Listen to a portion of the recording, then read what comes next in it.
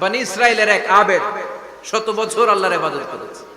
In the day of judgment Allah তাআলা ওই আবেদকে বলবে উদখুলিল জান্নাতে বিরহমাতি, go to the paradise with my mercy, আমার দয়ায় ভালোবাসায় জান্নাতে ঢুকে যাও।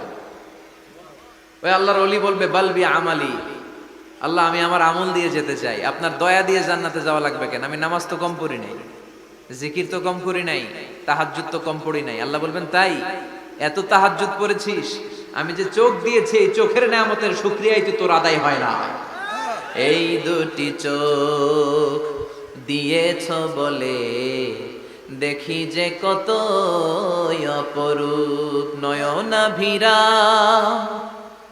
খেতে খামারের জুড়াই জ্বালা বিধুর ধূপ, তোমার দেয়া চোখের শুকুর জানাবো তার ভাষা কই, যতই দেখি ততই যেন পলক ছাড়া চেরই, ঠিক কি না?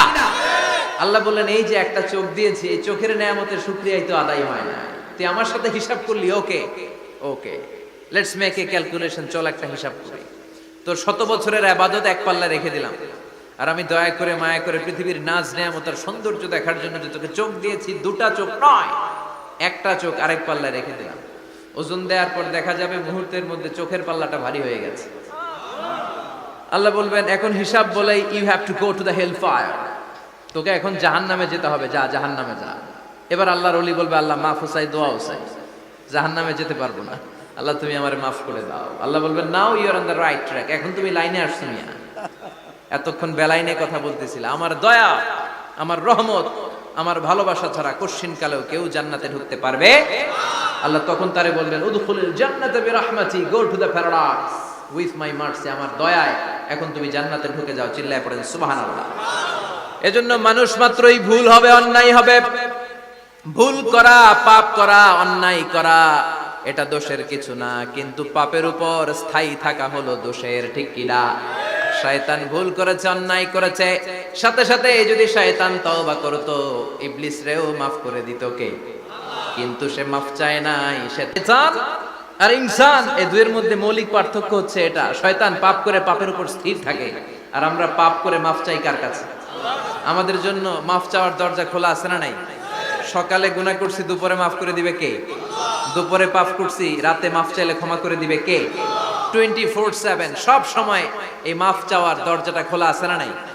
শুধুমাত্র কেবলমাত্র দুইটা সময় আল্লাহ তাআলা তওবা কবুল করে না। এক হচ্ছে বাদাল গারগারা, বাদাল গারগারা, মালাকুল মাউত যখন এসে রূহ ধরে টান দেয় তখন গলায় গরগর গরগর শব্দ হয়। মালাকুল মাউতকে দেখে ফেললে আর তওবার কোনো সুযোগ নেই। সাইয়েদনা মুসা আলাইহিস সালাম তার চাচাতো ভাই কারুনকে বলেছিল সম্পদের যাকাত দাও, এ সম্পদ আল্লাহ দিয়েছে। কারণ বলে আল্লাহ দেয় না, ইন্নামা উতিতুহু আলা ইলমিন ইনদি, আমি আমার ইন্টেলেক্ট, আমার সৃজনশীলতা, আমার বুদ্ধিমত্তা খাটিয়ে সম্পদ উপার্জন করেছি, আমি যাকাত দিব না।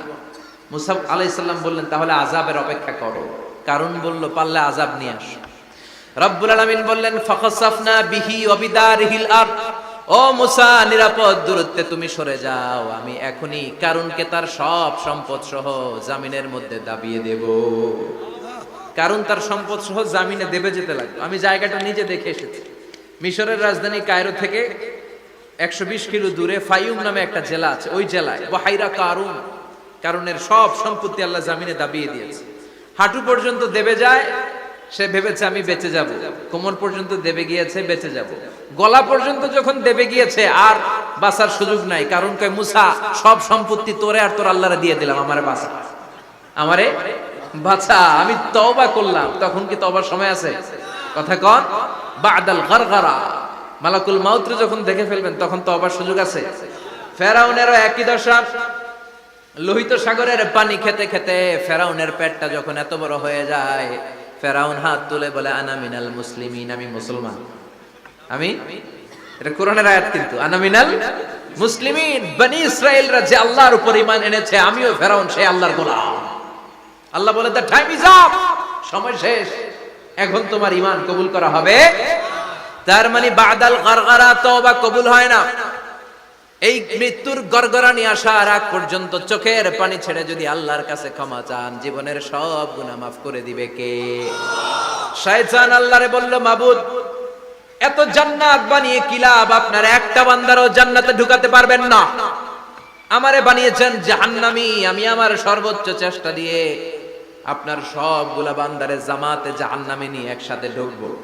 পারলে জাহান্নাম আরো কয়েকটা বাড়িয়ে বানান। আল্লাহ বললেন কেন কেন? শয়তান বলে লা আকুদান্না লাহুম সিরাতাকাল মুস্তাকিম।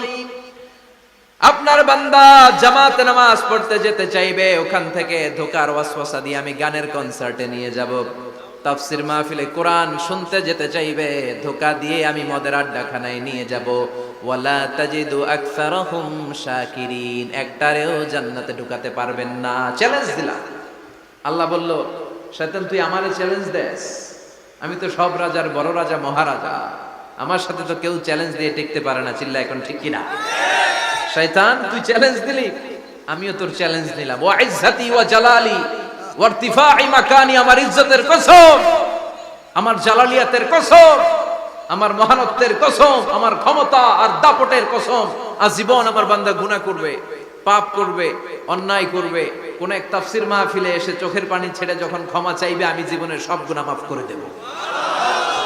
আমি আমার বান্দার জীবনের সব গুনাহ মাফ করে দিয়ে জান্নাতে ঢুকায় দেব। তখন তুই কি করবি?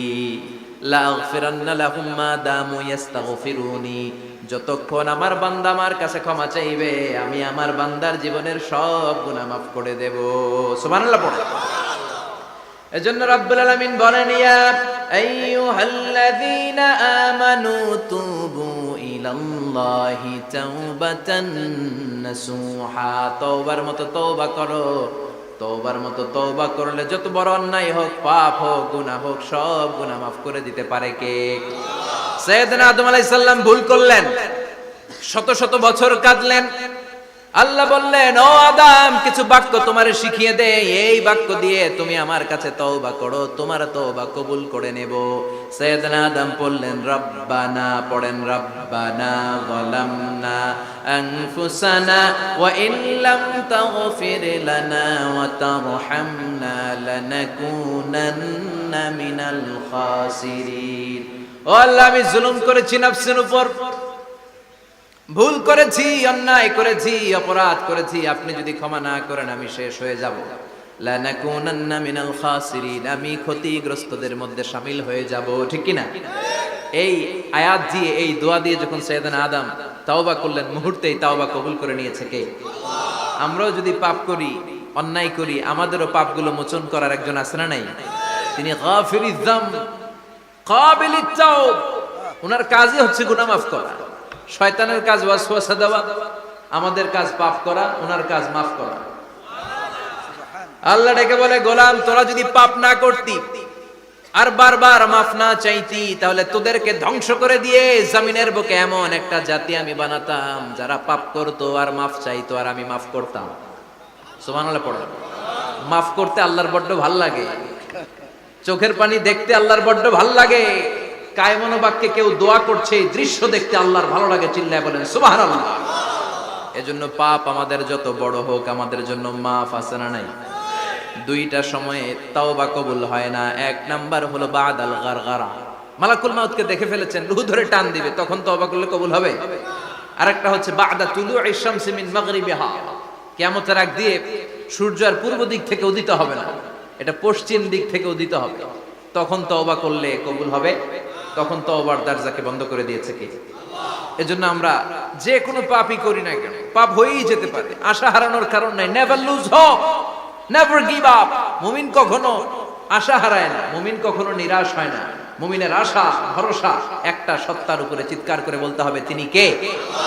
এজন্য পাপ হওয়ার সাথে সাথে আমরা তওবা করব কার কাছে? বিশ্বনবী বললেন, কিছু কিছু কাজ আছে, এগুলো হয়ে যাওয়ার পরে দেরি করা যায় না। এক নম্বরে নামাজের ওয়াক্ত হলে দেরি করা যায় না। ঠিক কিনা? সালাত কায়েম করো, সালাত কায়েম করো, হবে সম্মানী তুমি, হবে জান্নাতি তুমি, হবে সম্মানী তুমি, হবে জান্নাতি তুমি। দিবে কাল হাসরে শীতল ছায়া আরশে আজিম, রব্বিয়াল আলা, রব্বিয়াল আযীম, রব্বিয়াল আলা, রব্বিয়াল আযীম। সুবহানাল্লাহ পড়ো।